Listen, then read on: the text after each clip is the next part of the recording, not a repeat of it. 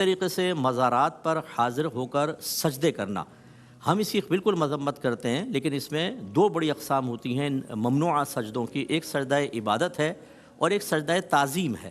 سجدہ عبادت کا مطلب ہے کسی کو معبود حقیقی سمجھ کر سجدہ کرنا، اور میرے خیال میں ایک گاؤں کا جاہل دیہاتی بھی اگر ہو اور وہ سجدہ کر رہا ہے مزار پر، آپ پوچھیں کہ کیا یہ صاحب مزار عبادت کے لائق ہے، تو وہ کہے گا کہ نہیں، میں اس کو خدا سمجھ کے نہیں کر رہا ہوں۔ سجدہ تعظیمی ہی ہوتا ہے، یا سجدہ محبت آپ کہہ لیں۔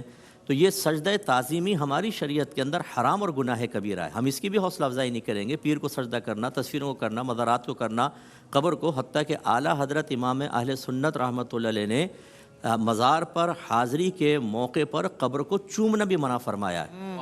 فرمایا 4 قدم کے فاصلے پر کھڑے ہوں ادب کے ساتھ، اور جو پڑھنا ہے پڑھیں اور اس کے بعد رخصت ہو جائیں۔ تو یہ اس میں کون سا شرک ہو گیا ہے بتائیے؟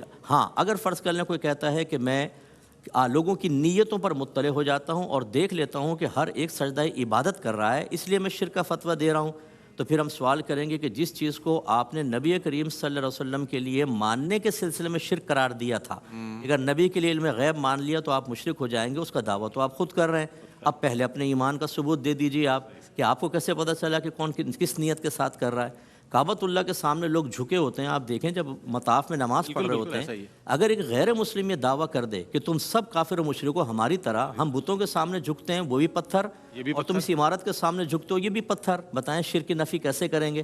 ایک ہی جواب ہے کہ بظاہر ہم پتھر کے سامنے جھکے ہیں اس لیے کہ حکم خدا بندی ہے، لیکن ہمارے دل میں نیت اپنے رب کو سجدہ کرنے کی ہے۔ اس کا مطلب ہے ظاہری جھکنا اصل نہیں ہے، یہ قابل گرفت نہیں ہے، اصل ہے نیت۔ نیت ٹھیک ہے تو سامنے جھکنا بھی جائز، اور اگر نیت صحیح نہیں ہے تو پھر سامنے جھکنا کفر و شرک ہوگا۔ تو اب اس کا جواب تو وہ دے گا جو کفر و شرک کے فتوے لگا رہا ہے، کہ ایک مسلمان پر بغیر کسی تحقیق کے کفر و شرک کا فتویٰ لگانا، آپ کو اس کی اتھارٹی کس نے دی ہے؟ جبکہ آپ کے نبی کریم صلی اللہ علیہ وسلم نے ارشاد فرمایا جو کسی مسلمان کو کافر کہے اور وہ کفر کا اہل نہ ہو تو کفر کہنے والے کی طرف لوٹ آئے گا۔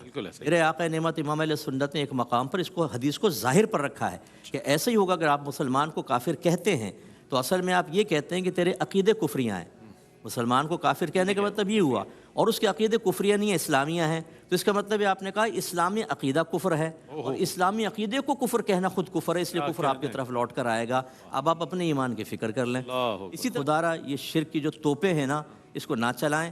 اور میں اس دور کی ایک بڑی بدعت آپ کو بتا دوں، سب سے بڑی بدعت مسلمانوں پہ کفر، شرک، مشرک اور بدعتی کا الزام لگانا، یہ سب سے بڑی بدعت ہے۔ نہ سرکار نے لگائی، نہ صحابہ کرام نے۔ اچھا فتویٰ دیا آپ نے، اس کا حکم دیا کبھی۔ کیا خوبصورت فتویٰ دیا ہے۔